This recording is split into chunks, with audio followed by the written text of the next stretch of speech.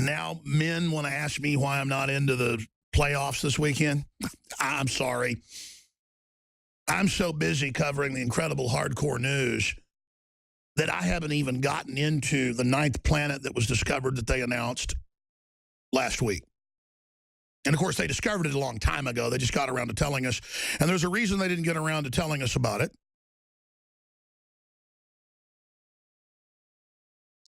I am someone who always got sick and tired of hearing about Planet X. Because as long as I've been on the air, people are saying it's coming next year, it's coming in 3 years, it's going to happen. The ancients said it comes through every 20,000 years in a different type of orbit that doesn't go in circles around the sun, but goes way out past the Kuiper belt and comes in basically at an elliptical. And then I started reading deeper into this planet, and there it was, a 20,000-year deformed orbit going out into deep space, 10 times the size of the Earth. It is Planet X, folks. Isn't that just perfect that this would just show up while all this circus is going on? Now I want to be clear about this. It fits the bill of Planet X. They're probably 50, 60, 100, 1,000, I don't know, Planet X's. They've already chronicled hundreds and hundreds of planetoids bigger than Pluto in the Kuiper belt out past the former 9th planet, named after the god of the underworld. A fitting name. The Roman god of hell. So they said no more 9th planet because we got to say we have hundreds of planets if there's things bigger than it. Well, Pluto's little. This sucker is gigantor. Compared to Pluto.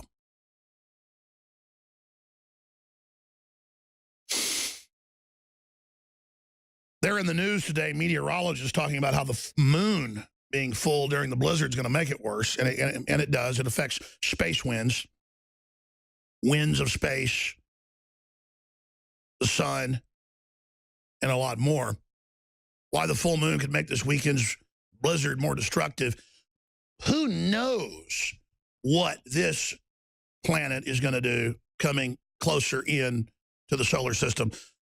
Because here's the deal. It's been way out there for however long, and now they've tracked its course and think it's every 20,000 years, right out of what the ancient Babylonians and the Mayans and all these other cultures said this big planet comes through and that there's earthquakes and volcanoes and all hell breaks loose, and it comes through every 20,000 years, and then now here it comes. Now, I don't know if this is the one, because there's so many of them out there. Who knows what's out there? We're too busy looking at Hillary Clinton and going, I'm voting for her because she's a woman. Who cares? What I'm getting at is we don't have time for racism and sexism and all this fighting and all this garbage and all this divide and conquer when we have genetic engineering going on, splicing and mutating every species on the planet like something out of H.G. Wells' The Island of Dr. Moreau, squared. Planet X, they've discovered it. 10 times bigger than Earth, the size of Neptune, a gas giant, with a 20,000-year orbit, exactly what a bunch of the ancients said. They said it when it comes back through, it causes massive catastrophes, volcanoes, you name it. By the way, Kit gave me a whole stack of articles about record volcanoes. I laid it somewhere, I think in there by the coffee pot. But I'm going to have to actually get to that halfway into the hour with Michael Schneider from the Economic Collapse blog and get his take on it. And here's the deal, folks. I don't want to say I'm eating my hat on this, but I've been very, very critical of the perennial books that have been coming out since the mid-90s about Planet X is coming. It's a gas giant, 20,000-year elliptical orbit. You know, the Babylonians talked about it, the Zoroasters, the Mayans. I never said that I didn't think that there aren't a whole bunch of planets out there. They've proven there's hundreds of them that are out in the Kuiper belt past Pluto. That's why they delisted it, as I said earlier. What I was getting at is constantly saying it's coming next year and constantly saying it's the end of the world and the movie 2012, and then I get blamed for it.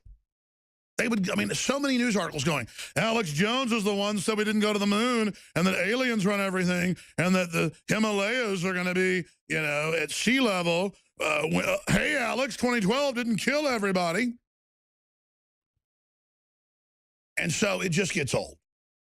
But it does show how the ancients were certainly right about big planets that come through, and there are big disasters, and there are big asteroids that hit the Earth, and there are big Earth changes, and the elite shouldn't be the focus of everything. They're all busy. I saw another headline last week going, Alex Jones says the elite want off-world colonies to escape Earth. I was quoting top elitist on their way to Davos saying that was going to be up for discussion. It was mainstream news. So even when there's mainstream news that, you know, Thiel and all these other folks and you know, the Tesla owner and all the rest of it are saying we need a Mars colony for the elite, I cover what they say, and then they go, Alex is crazy and made this up. So see, that's how they operate. They think you're stupid. But I tell you, uncanny that the ancients said 20,000 years, bigger than the Earth, and all the rest of it, and here it is. The question is, we're trying to look at its orbit. I mean, is it even scheduled? I guess it's coming in closer. That's what they're saying. That's how they're able to see it now. It's coming in from this orbit. What is it? They're saying many, many, many times further out from Pluto.